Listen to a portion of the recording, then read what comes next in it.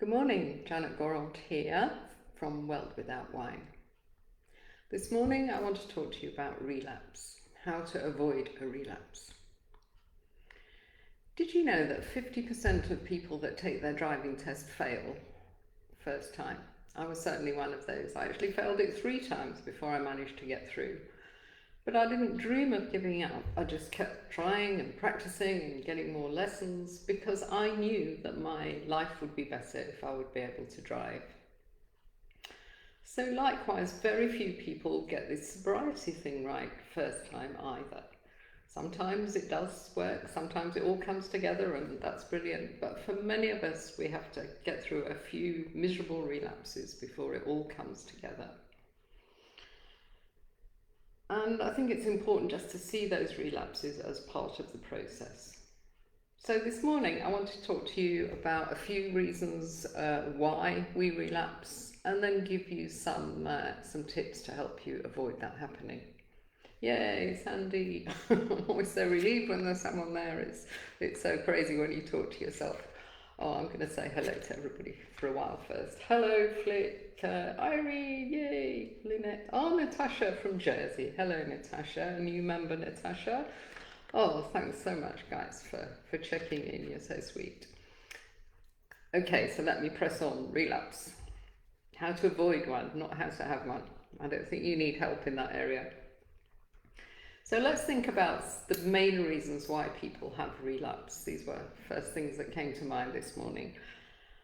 I think the big reason is that we haven't accepted that we can't drink. We can never drink again, because there's this kind of funny little idea floating around in our mind that says, oh, well, I'll be sober for a while and then I'm sure I can just have one glass of wine now and again to watch the sunset with a special meal, blah, blah, blah. We haven't accepted that we've got to ditch it. And for most people in our community anyway, they've crossed that line. They've crossed the line that means there's no going back. They've got to just carry on, go forward, be alcohol-free and create an awesome alcohol-free life, which many of us manage to do. So acceptance, that's a big thing. I mean, I had a whole decade of moderation, as I call it, because I wouldn't accept that I could never drink again. And it was all about, white knuckling it for a few weeks and then crashing and trying again, because I would not accept it. But finally, it was a few years later when I accepted that I couldn't drink at all, everything fell into place. And most importantly, I found peace of mind. So you must accept that you can't drink again if you have a serious problem. Another thing that a lot of people do, and I think I did this at the beginning as well, is we isolate. Because that's the kind of easy way out, isn't it? We think, oh, I'm not going to spend my life justifying this crazy decision I've made, and my friends will laugh at me and they'll tell me I'm boring, and I am going to be bored myself watching them all get wasted. So you just think, well, it's easier to stay at home, isn't it? We'll watch a movie, read a book, just have a quiet time. And that's kind of nice for a while. But then you get kind of lonely and angsty and you start missing people and you miss going out.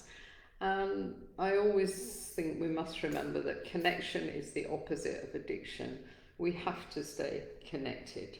You have to find your tribe, you have to find people like you, people that will understand. Not people like your really nice husband, perhaps, that cares about you deeply, but says to you things like, oh, you can just have one glass this evening, you'll be fine. You need people that understand why you can't have one glass. So find your tribe and share, be vulnerable, share your ups and downs with that tribe. Another thing, the third reason why many of us relapse, is that we carry on doing the same kind of stuff. We don't change things, we don't shake up our routines, we just have the same life without the alcohol. And if you do that, you just feel like there's a great big hole, there's something missing, and indeed there is, the booze is missing. So going out with your friends till 2 o'clock in the morning, it's just not going to feel the same if you're not drinking and they are. There are some activities which will just have to be ditched for a while anyway. So you have to reconfigure your life. You can't carry on doing the same thing without booze in it. It will just feel weird. Another thing is, I think we're too impatient sometimes. A lady messaged me the other day and she said, "Oh, I've been sober for 3 weeks and I feel rubbish." And, I mean, I know that this lady had been drinking for decades and decades. You can't just expect everything to be better in 3 weeks. You have to be really patient.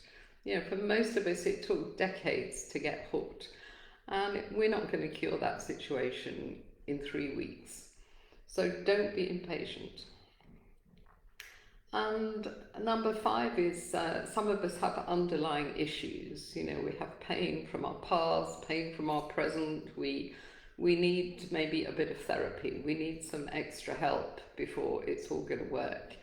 And do have a listen to the podcast that came out an hour ago, because that's exactly what Jo needed, the lady on the podcast. She needed a bit of extra help. She addressed her underlying issues and now she's much stronger on the journey. So there's kind of 5 main reasons, but I would say number 1 is you must accept. If you've had a serious issue with alcohol, then just accept. You've got to ditch the stuff. You don't need it. It's going to destroy you.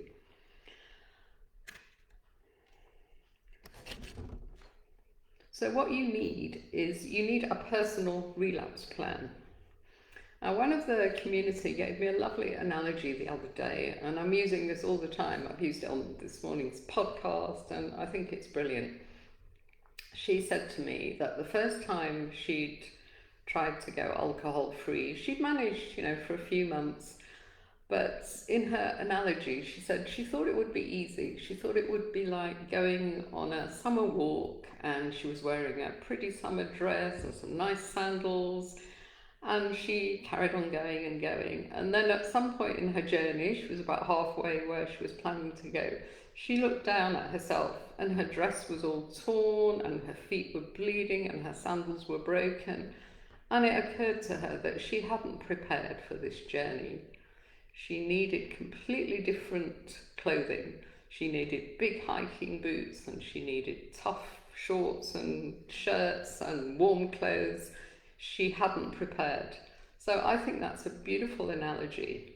So what we're going to try and give you this morning is your hiking boots. I'm going to throw 10 quick tips at you, and take what you like. You won't like everything, but some things will resonate with you. And make it into your personal relapse plan, and see it as your hiking boots. You can't do this thing in your summer dress with high heels. You've got to be ready. You've got to be tough to power through it. Excuse me. So here we go. 10 ways to avoid a relapse. Number 1, work your tribe. It is so hard to do this alone. You need to find others on the same path. You need to share your ups and downs. You need to get vulnerable with them. And if you don't have a tribe yet, then just pop on to worldwithoutwine.com and join ours, because we'd be delighted to welcome you. Number 2, keep your why list handy. And when we have our workshops, we start off by asking people for their stories, and we ask them, why do you want to do this? It's going to be difficult. Why? You've got to have reasons. And the reasons they come out with, they're really significant reasons. They want to save their marriage, they want to connect with their children, they want to safeguard their health, they want to develop their potential. Big reasons. So you need to have your why list, and you need to have it with you constantly, because when you start to waver, a few months in, you'll forget how bad it all was, and you'll think, oh, surely I can have one drink now. Just read that why list over and over again. An interesting exercise is actually to compare it with a why list for why drink. And if you write your kind of reasons for drinking down there, you'll see things like, well, to have fun, to fit in, to numb my feelings. And, those reasons compared with your why stop will look very superficial, and they don't really weigh up at all. So work your tribe, have your why list. Number 3, identify relapse traps. In other words, your triggers. What are your triggers? Have a strategy to cope with those triggers. I think Lynette did a beautiful Facebook Live recently on pause, just how you should stop when you feel triggered. So stop and then use that halt thing. I think that's really useful. Are you hungry? Are you angry? Are you lonely? Are you tired? Just do a check-in with yourself, a check-in with your emotions. In fact, they've added an S to that halt thing recently, and it halts, so the S is for stressed. Are you stressed? Just check in with yourself, see what's going on. How else can you deal with that feeling apart from numbing it?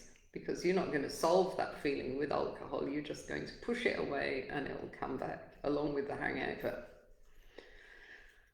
So, and write in your journal when you're triggered, pause, deal with the trigger, and then write about it. Be a scientist in your own life. You're in a laboratory. Imagine that you're kind of watching all this, you're observing it all. So write down, oh, she was triggered. Now, what was it that caused it? Just get that white coat on. I think that's fun to think of yourself as a scientist in your own life. You can understand yourself and make a change. Number 4, look after yourself. I mean, you are in recovery. I have kind of mixed feelings about this recovery word, but I think it's quite apt when we think, well, we've been poisoning ourselves for years and years, and now we've stopped poisoning ourselves. So we actually need time to recover.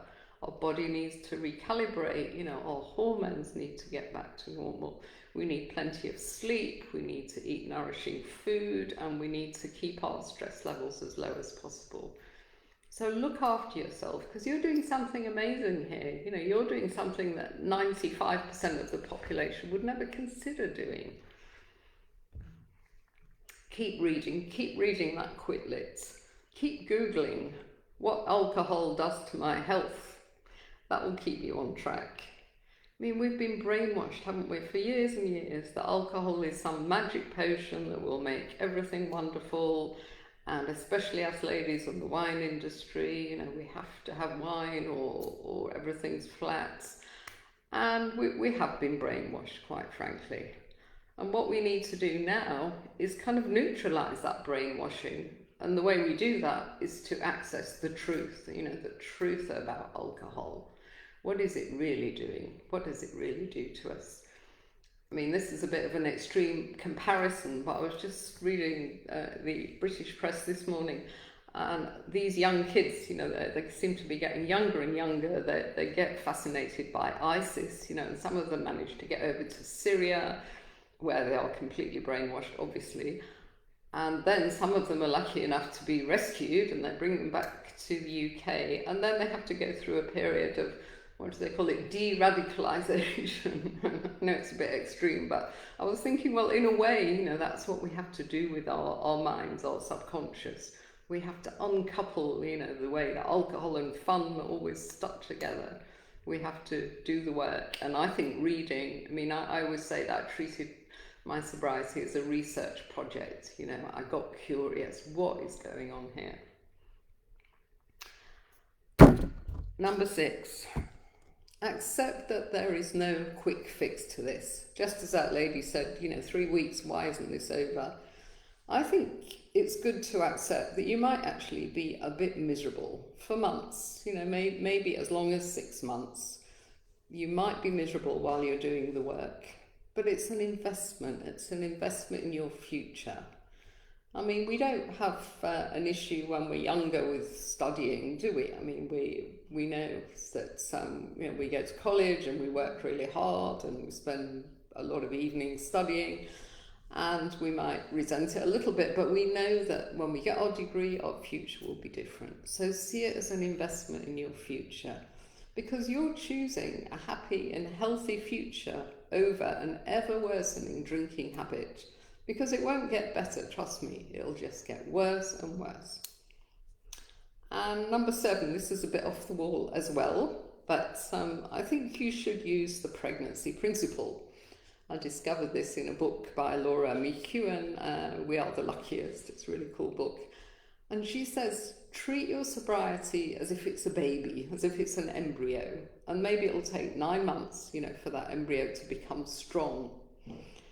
So I don't know about you, but when I was pregnant, everyone was kind of, treating me with cotton wool. And if I announced that I was going to bed at 7 o'clock, or obviously I wasn't drinking, then, everyone was, oh, yes, absolutely. So, you need that kind of treatment in the early days. And anyone or anything that doesn't fit in with you protecting this new life must go.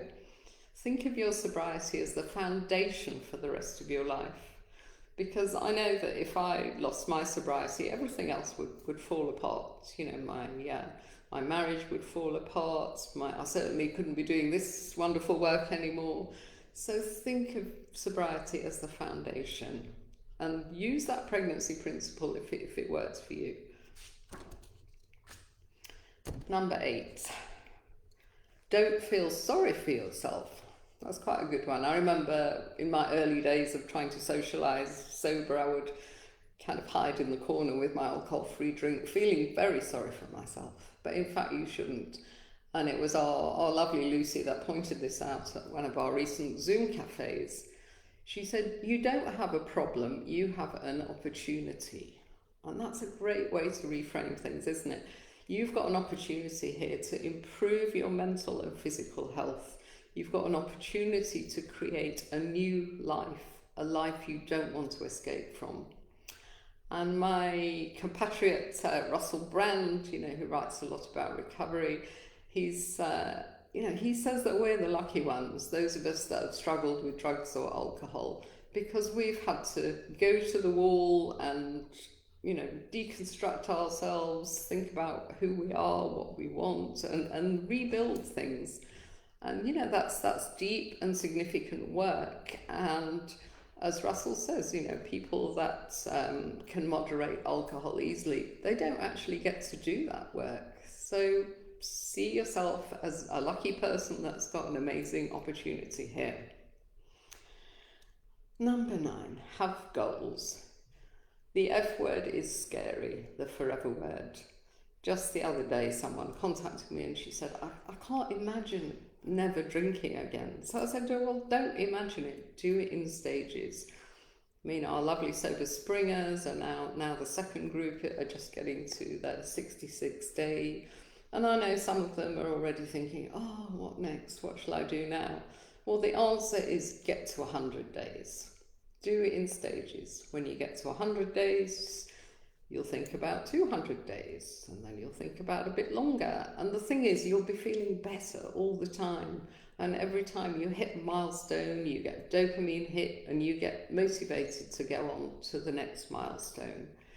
So you try, if you haven't heard my interview with Kai, the Swiss guy, on one of our podcasts, please check it out, because he's got a beautiful way of describing those stages. He did Sober Spring 3 years ago, hasn't had a drink since, but he still never says, oh, I'm not drinking ever again. He says, okay, I've just, nailed another alcohol-free year, it was awesome, I'll go for another one probably. Always in stages. And last but not least, number 10, give yourself some grace. A relapse doesn't mean that all your hard work is out of the window. All sober time counts. And that's why we love our trackers so much that we use in this community, because it lets you see the big picture. Let me mention birthday girl Monica. She's struggled in the past just to nail a few sober days, but she's just done 21 days, which is brilliant. She's got them on her tracker. Admittedly, she had a little slip up last night, so, she's a bit down about that, but she's going to pick herself up. And the next sober stretch, as we call it, will probably be 50 days, won't it, Monica? So see the big picture, realising that every sober stretch, that is your sober time to keep. You're not going to lose that time. You've learnt from that time. And so just forgive yourself, get back on the bus. So just to kind of finish this off before I read the comments, which is always my favourite bit. Just to steal from my lovely sober sister Claire Pooley, to steal from her awesome blog, The Obstacle Race, always remember that the very hardest thing is to keep hopping on and off that wagon. You know, because what happens is you never reach the benefits, you never experience the benefits of alcohol-free living, which are considerable. What you're doing is the hard bit, the hardest bit over and over and over again, which means that your subconscious is just absorbing, this sobriety thing is so difficult, which means that every time you try it gets a bit more difficult. You need 6 months really of sobriety to really experience the benefits. So I think you should see those 6 months as a bridge. You're building a bridge, brick by brick, sober stretch by sober stretch. And you're building a bridge which is going to take you from a dark and miserable place to a happy and healthy future. That's me, 20 minutes on the nail. So let me see, is anybody, yay, Sandy, Flick, Natasha, Louise, yes Louise, you've had your time with relapses, haven't you? I think you're going to come to the Zoom cafe this afternoon. Well, we'll be discussing relapses, so please come along. We need to hear about yours. And Monica, yay, Monica, happy birthday. Acceptance, yeah, absolutely, Lena. That peace that we get when we accept, okay, I'm one of the 20% of the population that has become dependent on alcohol over the years, and because of that I can't drink. It's like being allergic, you know, to peanuts or something. Just accept it and move on. Oh yes, Sandy, yes, Sandy had a little wobble last night, but she got through it by watching The Crown, good old Crown. I've finished it now, so I'm feeling quite sad. I'm going to miss it. Oh, Lucy. Finding the Tribe. Also a mention of denial. Great, yes, Flick. Do post that article, it sounds brilliant. Hello, Di. Lucy, I don't think you need a relapse plan, girl. You've nailed it. Just keep helping our tribe. That'll be your relapse plan. Oh, Jess, hello. Jess, yes, that analogy. I'm glad you like that. I love that hiking boots thing. We've got to be prepared. We can't just think it'll be a walk in the park, because for most of us it won't be. Hope you're coming to the Zoom cafe, Jess. It'd be nice to see you. The why list with the why you want to drink. Yeah, I only thought of that recently, but our reasons for drinking are so flimsy, aren't they? And it's, I think it's good to remember that alcohol takes away so much more than it gives you. Flick. Oh, yes. All right, yes, okay, I'm sure we can get some relapse plan, a kind of generic one going together. Okay, peanut allergy. Right, awesome. Okay, guys, well, I'm looking forward to seeing you all at 2:30, and our British lady that's on here, for you it's 12:30, so I hope you can join us. You're a new member, so it would be lovely for you to introduce yourself, and I'm going to go and have a nice cup of coffee now. So, bye guys, see you later. Thanks for coming.